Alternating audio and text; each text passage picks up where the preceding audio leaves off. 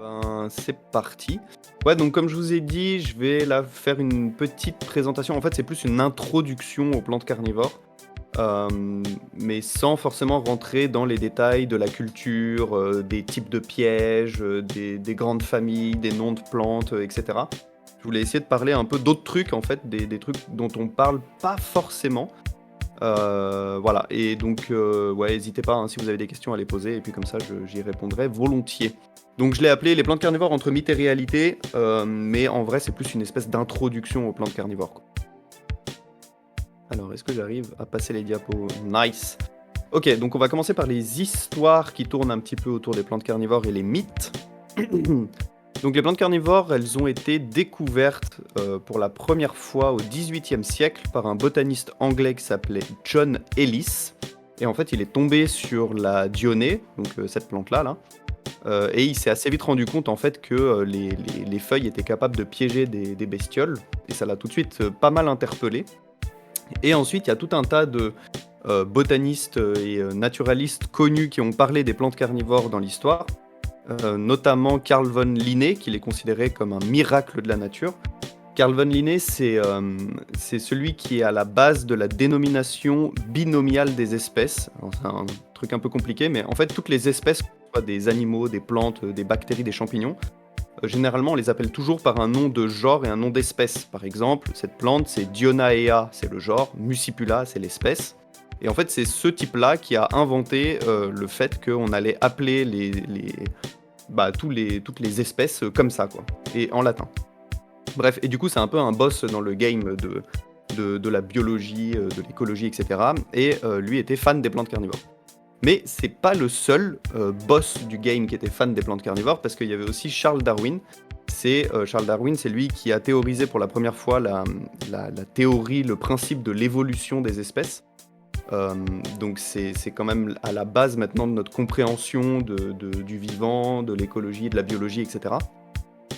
Et lui, en fait, il a fait des expérimentations sur le caractère carnivore du genre Drosera, et notamment des Drosera rotendifolia. Donc là, il me semble que tout ça, c'est des dessins que lui a fait, en fait, de ses observations des plantes carnivores, pour voir comment ça fonctionnait, et surtout pour voir, en fait, qu'est-ce que c'était capable, enfin, qu'est-ce qu'elle pouvait digérer ou pas. Donc il posait plein de trucs sur les pièges, et puis il relevait dans ses petits bouquins, comme ça, qu'est-ce que les plantes arrivaient à digérer, est-ce que les plantes digéraient pas, comment ça fonctionnait les pièges, etc. Et lui, il considérait que la dionée, c'était aussi l'une des plantes les plus merveilleuses du monde, quoi. Voilà, donc tous les naturalistes, biologistes un peu célèbres de l'histoire étaient fans de plantes carnivores déjà, quoi. Alors aujourd'hui, c'est un peu... comment dire, les plantes carnivores, on en trouve un peu partout dans la culture populaire, on en voit un peu dans des jeux vidéo, dans des films, dans des dessins animés, comme ici dans les Simpsons. Bon, les Simpsons, ils ont un peu tout représenté, donc ça compte pas trop.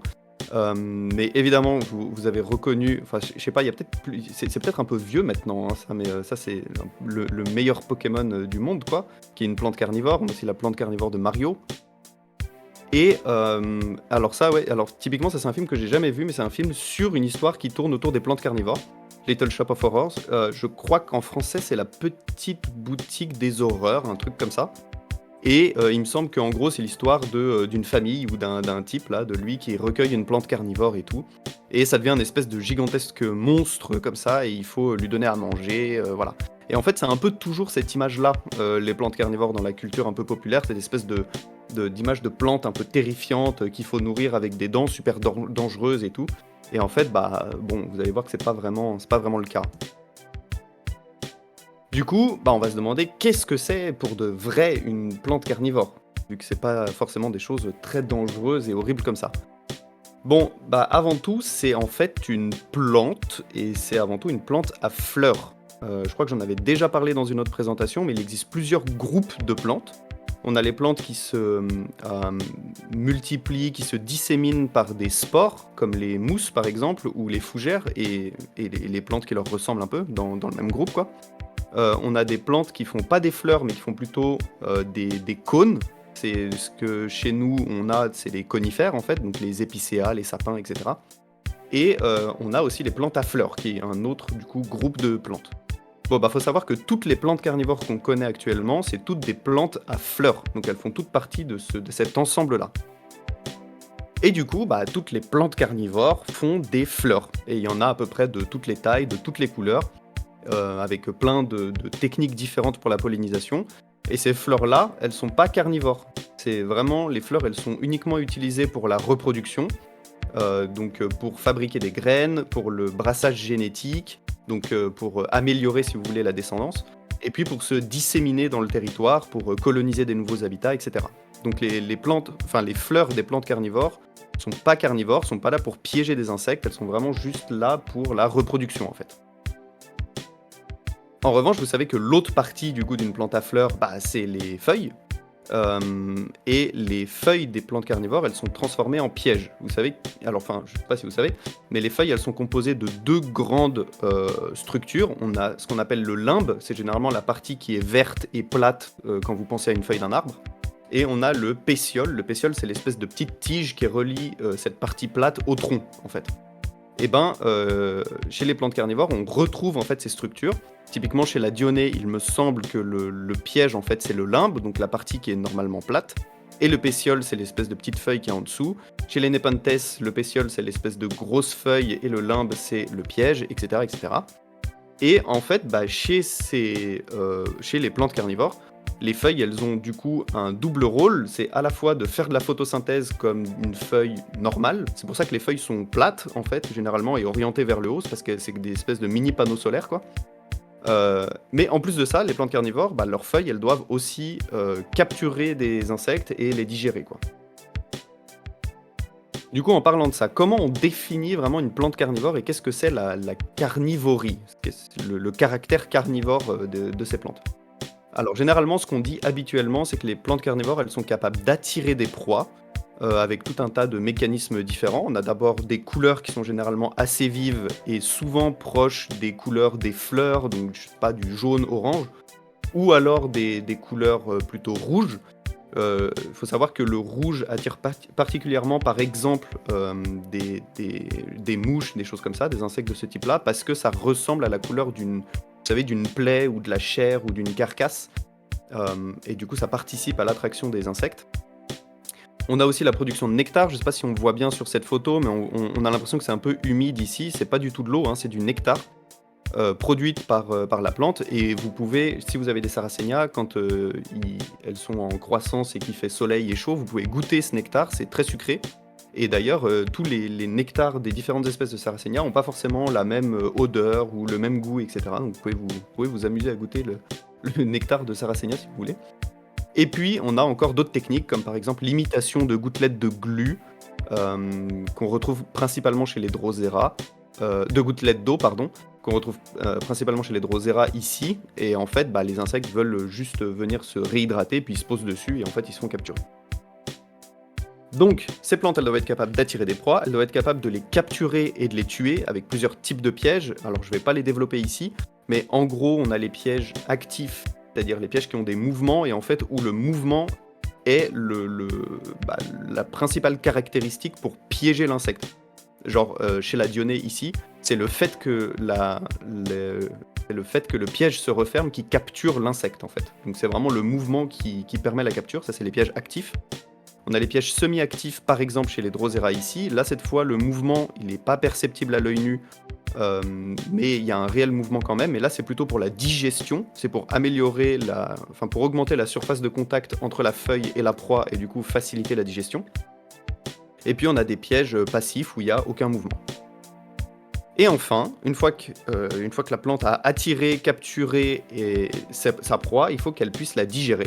En produisant des enzymes digestives qui vont en fait dissoudre les parties molles des proies et puis les réabsorber. Et il faut aussi que la plante, du coup, elle tire des bénéfices de cette digestion.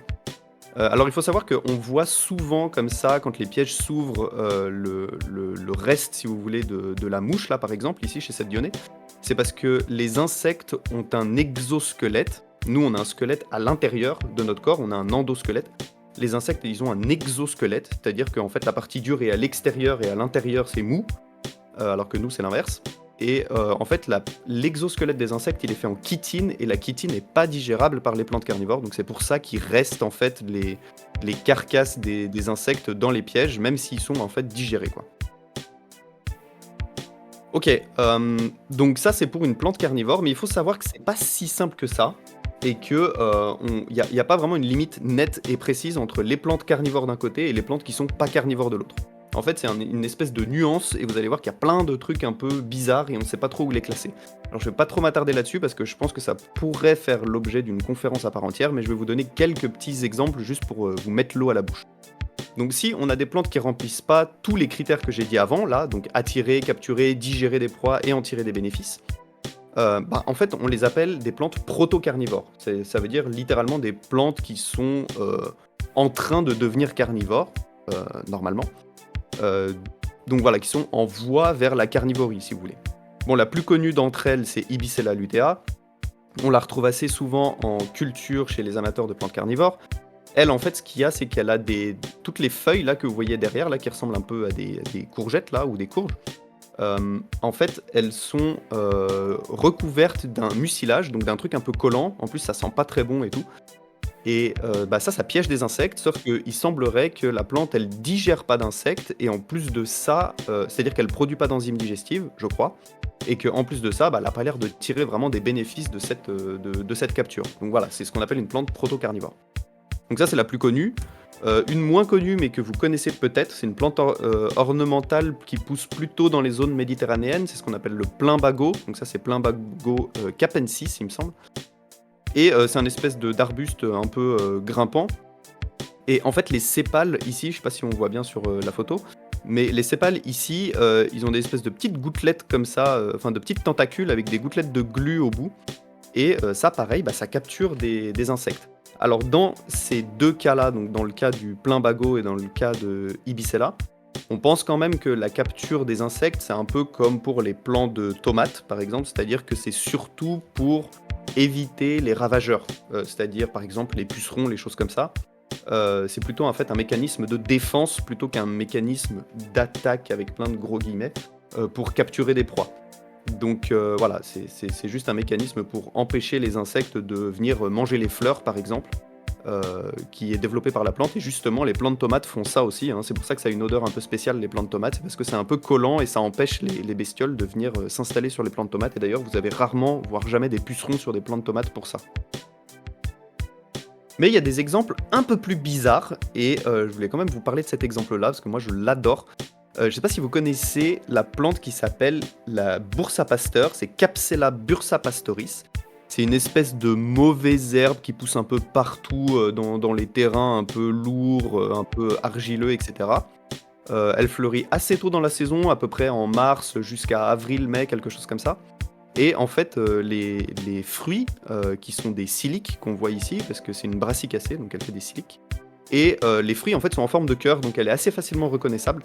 Et ben, en fait, cette espèce de mauvaise herbe-là, de plante hyper commune, elle fait des graines. Et ces graines, quand elles tombent dans l'eau, dans une flaque d'eau par exemple, et ben, elle est capable de sécréter un mucilage, donc un truc un peu collant autour de la graine. Et ce mucilage, il est littéralement capable de piéger des petits nématodes qui vivraient dans les flaques d'eau, de les digérer, et en plus de ça, les graines qui ont piégé et digéré du coup des proies semblent former des plantes qui sont plus costauds, qui poussent plus vite et qui poussent plus fort, enfin qui font plus de feuilles, qui font plus de matière, quoi. Donc, est-ce que c'est une plante carnivore ou pas? Parce que juste les graines arrivent à digérer des trucs, j'en sais rien. Mais bref, c'est un exemple que j'adore. Et il y a une publication dans Nature qui existe, bon c'est en anglais, mais n'hésitez pas à aller voir ça, c'est vraiment super drôle et c'est hyper intéressant. Enfin, dernier petit truc, j'en avais parlé dans un article pour la revue de Dionée, ça c'est un truc de fou. C'est une mousse pour le coup, enfin c'est une hépatique exactement, mais en gros ça fait partie des bryophytes, de la grande famille des mousses. Euh, et donc ça serait la première mousse qui serait entre guillemets proto-carnivore, voire peut-être carnivore. Donc la première plante qui n'est pas une plante à fleurs qui serait carnivore.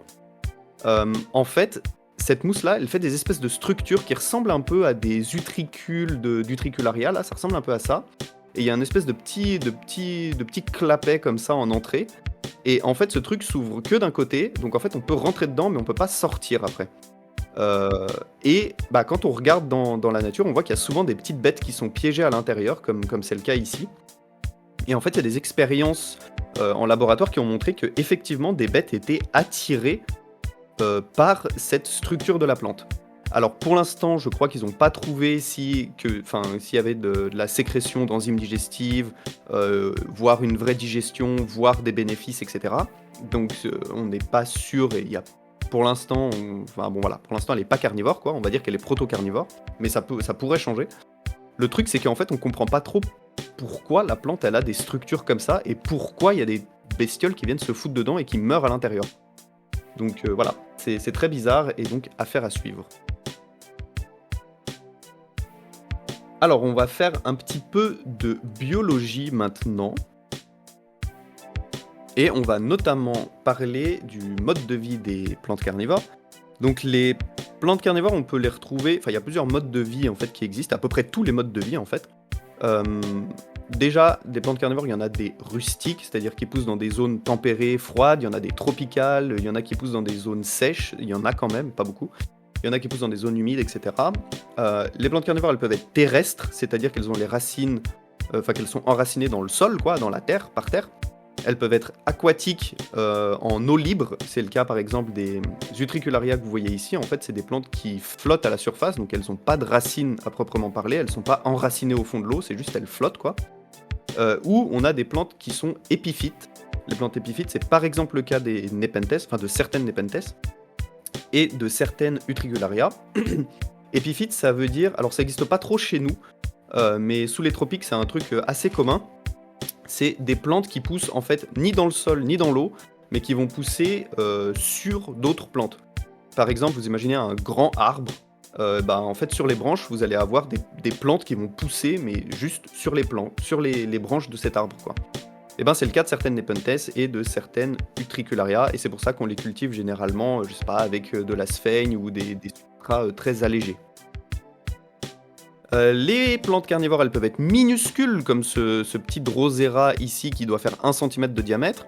Elles peuvent être gigantesques, comme certaines Nepenthes qui peuvent faire plusieurs dizaines de mètres, enfin des lianes de plusieurs dizaines de mètres, et des pièges qui font parfois 5 litres de contenance. C'est énorme, 5 litres. Il y a aussi des plantes tubéreuses pour éviter les saisons sèches, etc. Donc il y a vraiment toutes les formes et tous les modes de vie qui existent, presque, existent chez les plantes carnivores.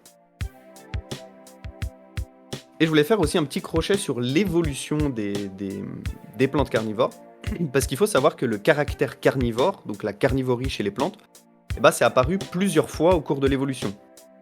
Donc en fait, ça veut dire que toutes les plantes carnivores sont pas du tout cousines, en fait. Elles sont pas toutes liées entre elles, c'est pas des plantes similaires. Et même pire que ça, les plantes qui ont des pièges similaires sont pas forcément cousines non plus. Et ça veut dire quelque chose, ça veut dire qu'en fait le caractère carnivore, s'il a évolué plusieurs fois, au moins une dizaine de fois de manière complètement indépendante, ça veut dire qu'en fait ça donne un avantage énorme aux plantes, donc c'est quelque chose qui est vraiment très sélectionné. Là vous pouvez voir par exemple ça c'est un arbre phylogénétique, bref, et on voit qu'on a des plantes carnivores un peu partout. Chez les monocotylédones c'est tout ce qui est graminées, poacées, donc je sais pas, les bambous par exemple, mais on retrouve aussi les orchidées, on retrouve les joncs et plein d'autres plantes comme ça. On retrouve les broméliacées et on retrouve Brocchinia et Catopsis. Et après, dans plein d'autres grands groupes de plantes à fleurs dicotylédones, enfin eudicotylédones, on en trouve beaucoup dans les caryophyllales, on en trouve dans les éricales, on en trouve dans plein d'autres groupes. Et si vous regardez, en fait, typiquement, les plantes qui ont des pièges à glu, on en trouve ici, ça c'est Biblis par exemple. On en trouve ici, ça c'est Roridula. On en trouve ici et ici, parce que c'est Drosophilum et Drosera. Et pourtant, c'est des plantes qui sont pas du tout cousines, quoi. C'est vraiment dans des branches très différentes de l'évolution. Voilà, donc tout ça pour dire que la carnivorie, c'est pas un truc si exceptionnel que ça, en fait, chez les plantes, parce que c'est apparu vraiment plein de fois et à plein d'endroits différents de l'évolution. Du coup, bon, ça c'est généralement, je sais pas si c'est pareil pour vous, mais moi la première question qu'on me pose quand je dis que j'ai des plantes carnivores, c'est est-ce que ça peut manger le doigt, et puis après qu'est-ce que ça mange et est-ce qu'il faut les nourrir, quoi. Donc les proies des plantes carnivores, en gros, c'est surtout des invertébrés, donc des insectes en gros. Même si des fois il y a des petits oiseaux, des petites souris qui peuvent être attrapées, notamment par des Nepenthes, ça arrive assez souvent en collection. Enfin assez souvent, ça arrive en collection quoi. Il faut savoir aussi que les plantes carnivores, elles sont pas strictement dépendantes des proies. Ça veut dire qu'il y a pas besoin de les nourrir, c'est pas des animaux qu'il faudrait nourrir tous les jours. Mais en fait, c'est un peu plus compliqué que ça et en fait, elles sont un peu plus dépendantes aux proies qu'on ne le croit. Puisque en fait, déjà, il y a certaines espèces, certains genres qui en dépendent plus que d'autres. Par exemple, je crois que les Sarracenia dépendent beaucoup moins de la capture d'insectes pour leur croissance que certaines Drosera, par exemple. Il faut savoir aussi que la capture de proies accélère la croissance et augmente la biomasse, c'est-à-dire qu'une plante qui est bien nourrie, entre guillemets, elle va pousser plus vite et elle va plus pousser. Elle va faire plus de feuilles, plus de, je sais pas, fleurs, plus de graines, etc.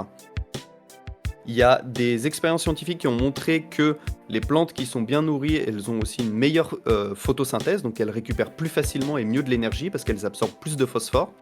Et puis, plus le sol est pauvre, plus la plante elle va être dépendante des proies pour trouver des nutriments et pour sa croissance. Et en fait, il y a certaines plantes dans lesquelles on a jusqu'à 80% de l'azote qui vient des proies capturées. Voilà, donc il y a plein d'articles scientifiques qui parlent de ça. N'hésitez pas à regarder les titres ou vous regarderez les replays et puis vous regarderez les titres pour aller voir si ça vous intéresse. Mais c'est super intéressant. Et voilà. Ok, on va parler maintenant un petit peu d'écologie. Je crois que c'est une des dernières rubriques. Et pour parler d'écologie, donc l'écologie au sens scientifique, hein, c'est le comment vivent en fait les plantes carnivores. Je voulais absolument parler aussi rapidement des interactions chez les plantes carnivores. En fait, on pense toujours que les plantes carnivores, c'est un peu toujours pareil, c'est des plantes qui attrapent des bestioles et qui se nourrissent comme ça et rien d'autre, et en fait c'est pas vrai du tout. Il y a plein d'interactions incroyables avec d'autres organismes. Une interaction, c'est quand on a deux espèces du coup qui entrent en interaction, qui interagissent entre elles. Ça peut être pour de la prédation par exemple. Le lion, il va entrer en interaction avec, je sais pas, la gazelle pour la manger. Mais il y a plein d'autres types d'interactions, et notamment une interaction qui s'appelle le mutualisme.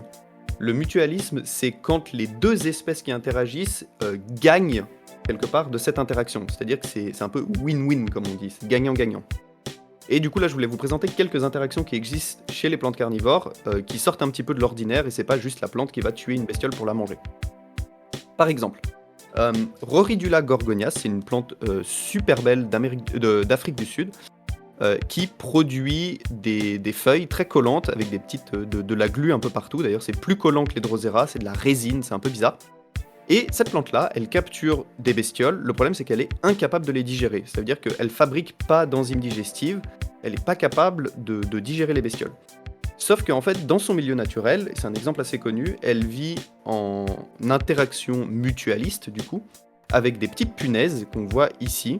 Je me rappelle plus du nom, mais vous pourrez les chercher.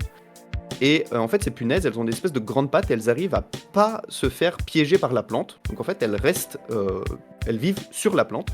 Et quand la plante, elle piège des mouches, par exemple, et ben elles vont venir manger les mouches, se nourrir des mouches. Et en fait, c'est les déjections de ces petites punaises qui vont tomber sur les feuilles. Et la plante, elle va réussir à réabsorber les nutriments via ces feuilles et via les déjections de ces bestioles. Donc, pourquoi c'est un truc gagnant-gagnant ? La plante, elle récupère des nutriments, donc elle pousse mieux, donc c'est tout bénef pour elle. Et puis les petites punaises, elles sont complètement protégées au milieu de la plante carnivore, là. Et donc il n'y a aucune bestiole qui va venir les bouffer. Et en plus de ça, la plante capture des mouches pour les punaises. Donc en fait, c'est tout bénef aussi pour les punaises. Donc voilà, c'est exactement ça le type d'interaction mutualiste, c'est quand tout le monde y gagne dans le bazar, quoi. Bon, sauf les mouches dans ce cas-là. Un autre exemple, chez Nepenthes ampularia, on va en reparler un peu plus tard, il semblerait qu'il y ait une grenouille qui s'appelle Microphylla nepenthicola, qui est ici, là vous voyez sa petite tête, qui pond ses œufs en fait à l'intérieur des urnes de Nepenthes, qu'on voit ici. Donc là on voit les petits têtards au fond, et en fait les petits têtards ils vont manger les trucs qui s'accumulent à l'intérieur de la plante carnivore. Ils sont pas digérés par la plante carnivore. Et encore une fois, c'est les déjections de ces petits têtards là qui vont enrichir l'eau qui est à l'intérieur du piège, et donc la plante va réabsorber ça. Et là, encore une fois, les têtards, ils y gagnent aussi parce que ils sont complètement protégés à l'intérieur de cette petite, c'est leur maison quoi en fait. OK, une autre interaction assez intéressante aussi, et vous allez voir que c'est souvent les Nepenthes, hein, qui font des interactions, assez incroyables comme ça. C'est celle de Nepenthes emsleyana. Alors je crois que c'est un peu pareil que, Rafflesiana, je sais pas s'il y a une vraie différence entre les 2. Bref, il y a des gens qui sont allés sur le terrain, qui se sont rendus compte qu'en fait, la plante, elle piégeait pas d'insectes, quoi. Enfin, il y avait rien à l'intérieur des pièges et ils se demandaient: «Mais pourquoi elle fait des pièges? Qu'est-ce qu'elle mange? Enfin, qu'est-ce qui se passe?» Et en fait, ils se sont rendus compte que les pièges, c'est des petites maisons pour des chauves-souris qui arrivent à retrouver à chaque fois leur petit piège de plantes carnivores grâce à l'écolocalisation. Et il semblerait que la forme du piège fasse en sorte de bien renvoyer comme ça les petits ultrasons des chauves-souris. Et si vous voyez le piège, il y a une espèce de petit trait comme ça à l'intérieur. C'est un espèce de petit rebord enfin de fenêtre quoi, où, la chauve-souris elle peut s'accrocher comme ça et rester à l'intérieur du piège. Et en fait, ce qui se passe, c'est que, bah, ça, c'est juste une protection pour la chauve-souris qui va passer sa journée à l'intérieur. Comme ça, elle est protégée des prédateurs. Et encore une fois, elle va faire ses déjections à l'intérieur du piège et la plante carnivore, elle va digérer ça. Du coup, c'est plus vraiment une plante carnivore, quoi. C'est une plante coprophage, je sais pas comment on pourrait dire ça. Voilà. Et du coup, bah, la chauve-souris, elle est pas bouffée par les prédateurs et puis la plante carnivore, elle peut choper ses nutriments. On va rester encore un petit peu dans le caca, avec l'exemple peut-être le plus connu chez les plantes carnivores de ce type d'interaction. C'est les Nepenthes lowi et Nepenthes raja avec le tupaya. Le tupaya, donc c'est cette espèce de petit écureuil bizarre là. En fait, normalement, la quasi-totalité des Nepenthes, elles ont l'opercule, donc cette partie-là qui est par-dessus l'entrée du piège, parce que comme ça évite à l'eau de tomber à l'intérieur du piège. Parce que si le piège se remplit d'eau, ça peut déjà casser la plante, casser le piège. Ça peut aussi faire sortir les bestioles qui sont capturées à l'intérieur, donc c'est un peu inutile. Ou alors ça peut un peu trop diluer les enzymes digestives, et du coup, encore une fois, ça serait un peu inutile. Et donc du coup, quasi toutes les plantes ont cette espèce d'opercule au-dessus du piège, sauf celle-ci, et quelques-unes, hein, quelques autres bien sûr. Et elle produit aussi cette espèce de truc blanc sous l'opercule qui est en fait un espèce de nectar un peu, très très très sucré. Et en fait, il semblerait que cette petite bestiole, elle se nourrisse quasiment exclusivement de ce nectar-là, et de Nepenthes raja aussi, et je crois qu'il y a encore une autre espèce. Et en fait, quand elle se nourrit de ça, là, quand elle est en position pour manger, elle a les fesses juste au-dessus comme ça de l'entrée du piège, et encore une fois, elle fait ses petits cacas juste à l'entrée du piège là. Et je sais pas si vous voyez la forme de l'urne, mais qui est un petit peu courbée comme ça. Et en fait, c'est parce que quand il pleut, si vous voulez, c'est un peu comme si ça tirait la chasse, ça lave l'entrée du piège, et puis tout part, les déjections partent à l'intérieur ici, et en fait, elles sont récupérées par la plante là-dedans. Voilà, il y a même des vidéos, vous pouvez aller voir sur YouTube, il y a des vidéos de ce comportement, je trouve ça complètement fou, quoi. Et enfin, dernier petit exemple que je voulais vous montrer, c'est la plante végane, c'est Nepenthes ampullaria. En fait, elle ressemble un peu à ça, elle fait des feuilles très petites, et elle fait plein de pièges avec, encore une fois, un opercule vers l'arrière et quasiment inexistant. Comme si elle voulait en fait récupérer le maximum de trucs qui tombaient du ciel, quoi. Et c'est des plantes qui vivent en sous-bois. Et en fait, il semblerait qu'elle arrive à digérer les feuilles mortes des arbres qui tombent à l'intérieur. Et en fait, elle dérive même jusqu'à 50% de l'azote de ses feuilles, donc de ses pièges et de ses feuilles qu'elle produit, par des feuilles en fait mortes qui tombent à l'intérieur. Donc c'est littéralement une plante carnivore qui est devenue végane en fait, et qui mange du coup des feuilles d'arbres, quoi. Ok, écoutez, j'ai quasiment fini. Je vais juste parler rapidement maintenant des milieux naturels et des menaces des plantes carnivores.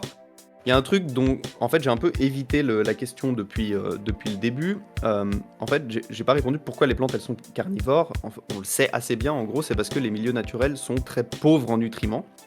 Et du coup, le fait de pouvoir choper des nutriments en dehors du sol, qui est très très pauvre, où il n'y a rien à manger dedans, ça donne un avantage incroyable à ces plantes-là, et c'est pour ça que ça a été autant sélectionné, et qu'il y a autant de familles et de groupes différents de plantes qui sont devenues carnivores.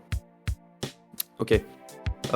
Juste une rapide liste. En France, on trouve plein de plantes carnivores, peu importe où vous êtes dans la France de manière générale. En métropole, on trouve 3 espèces de Drosera, mais on trouve aussi leurs hybrides. Je crois qu'on en trouve 6 en tout. On trouve aussi, je crois que c'est 6 ou 7 espèces d'Utricularia, je crois que ça a été revu il y a pas très longtemps, mais un truc comme ça. Pareil pour les Pinguicula, il y a eu pas mal de nouvelles espèces récemment. Mais en gros, on en trouve, un peu partout, à partir du moment où il y a des zones humides, de bonne qualité et plutôt pauvres et ou acides. Mais on en trouve ailleurs, on en trouve aussi typiquement dans les territoires dans les DOM-TOM quoi, aux Caraïbes. Là typiquement c'est Utricularia alpina que j'ai eu la chance d'observer, sur les pans de la Soufrière qui est en Guadeloupe. En Nouvelle-Calédonie, on a 2 espèces qui sont, il me semble, endémiques. Nepenthes vieillardi ici et Drosera caledonica, qui est super beau ici. En Guyane, on a plus de 30 espèces de plantes carnivores, c'est majoritairement des Utricularia, mais il y a aussi ce Drosera là, Drosera capillaris. À La Réunion, on vient de découvrir Utricularia giba. Alors c'est une Utricularia qui est, très, très, très courante, un peu on la trouve partout dans la zone tropicale sur la planète en gros, mais on l'avait jamais trouvée en Réunion et en fait, elle a été trouvée je crois en 2018 ou 2019, donc c'est très, très, très récent et c'est la seule plante carnivore de La Réunion du coup. Et enfin, à Saint-Pierre-et-Miquelon, je crois qu'on a 3 espèces. On a Sarracenia purpurea qu'on voit ici et on a aussi, je crois, Drosera rotendifolia et Pinguicula, vulgaris, si je dis pas de bêtises. Donc je vais pas trop m'attarder sur les menaces, associées aux plantes carnivores dans la nature, parce que j'avais fait toute une présentation, je crois qui a duré même 1 heure là-dessus. Donc on mettra le lien peut-être dans le chat si vous voulez aller voir. Voilà, parce que c'est un sujet quand même assez vaste et il faut en parler, enfin faut bien tout comprendre de quoi il s'agit. Mais en gros, un quart des plantes carnivores sont menacées dans la nature et c'est très variable en fonction des genres. Par exemple, chez les Utricularia, c'est assez peu, mais chez les Pinguicula, les Sarracenia ou les Nepenthes, c'est quand même beaucoup plus d'un quart des espèces qui sont menacées. C'est plutôt la moitié, voire les 2 tiers qui peuvent être menacées d'extinction. Et ça, il y a 3 grandes causes principales. D'abord, il y a la destruction et la dégradation de leur habitat naturel. Ça veut dire que les endroits naturels où ils pouvaient pousser sont détruits, typiquement à cause de la déforestation, soit pour y faire pousser des trucs pour l'agriculture, soit pour y faire des mines, pour extraire des ressources, ou soit pour y faire, je sais pas, des zones urbaines, des parkings et des McDo. Il y a aussi le changement climatique et surtout le changement des régimes de précipitation. Parce que si on a moins de précipitations et qu'il fait plus chaud, par exemple, chez nous dans les Alpes, on va avoir moins de glaciers, donc ça veut dire moins d'eau disponible tout le long de la saison, parce que normalement la glace fond petit à petit tout l'été, quoi. Et ça donne de l'eau dans tout le reste de la vallée. Là, du coup, s'il y a plus de glaciers, il y a plus d'eau qui fond et qui arrive dans les vallées. Et donc, en fait, toutes les zones humides qui sont en dessous risquent de disparaître et avec elles, les plantes carnivores, quoi. Et enfin, le troisième gros problème, c'est le braconnage. Parce que il y a pas mal d'espèces qui sont directement menacées à cause du braconnage. Donc, des gens qui vont récupérer des plantes dans la nature pour les garder ou pour les revendre. Donc c'est vraiment super important de déjà dénoncer ces comportements, de pas acheter des plantes où vous n'êtes pas sûr de la provenance. Il y a plein de professionnels qui savent exactement d'où viennent les plantes et qui les reproduisent eux-mêmes. Voilà, parce qu'en fait, s'il n'y avait pas d'acheteurs, il n'y aurait pas de vendeurs et du coup, il n'y aurait pas de plantes qui disparaissent dans la nature. Bref, juste pour terminer, et parce qu'on parlait de braconnage, je voulais juste vous parler très rapidement de l'OPCF. L'OPCF, c'est l'Observatoire citoyen des plantes carnivores françaises. Et on le gère, Jimmy Vandenbosch et moi-même. C'est un truc qui a plusieurs années, qui est hébergé par le site de Dionée, avec les outils libres de l'association de Tela Botanica. Et en gros, l'idée, c'est qu'on liste les observations des plantes carnivores qui poussent dans la nature, on essaie de mieux comprendre leur distribution, on surveille un petit peu les populations quand on peut, et surtout, on a une page Facebook là, qui s'appelle comme ça, OPCF, Observatoire des plantes carnivores françaises, où on communique pas mal autour de la conservation des plantes carnivores, la conservation en général d'ailleurs, et aussi on dénonce un peu le braconnage et pourquoi c'est pas bien, etc., etc. Voilà, merci beaucoup pour votre attention et si vous avez des questions, n'hésitez pas.